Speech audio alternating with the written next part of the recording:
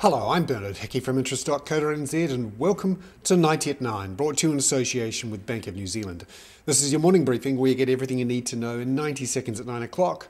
Starting now with news, the Deutsche Börse, the owner of the Frankfurt Stock Exchange, has announced a deal to buy the New York Stock Exchange, which is in combination with Euronext. This is an all-stock deal and would create the biggest stock exchange in the world. However, it would be the Germans in control. They would own 59% of the combined company. The New York Stock Exchange, only 36%.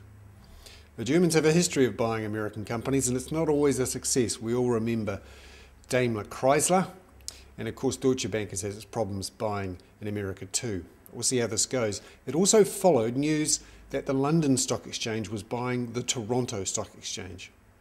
Meanwhile, the Standard & Poor's 500 stock index was off about 0.2% overnight, off 2.5-year highs. There are concerns about higher interest rates and inflation. In fact, the spread, the difference between the 2-year Treasury bond yield and the 10-year Treasury bond yield, so-called the yield curve, that rose to a 1-year high of 291 basis points. That's a proxy for how concerned people are about inflation.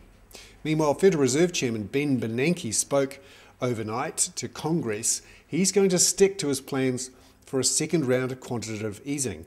This is despite some signs that the US economy is starting to recover. In fact, he said the jobless rate in America could stay high for years to come, and he's leaving open the option of yet more QE. Are we talking about QE3 or QE4? I'm Bernard Hickey. That was 90 at 9, brought to you in association with Bank of New Zealand.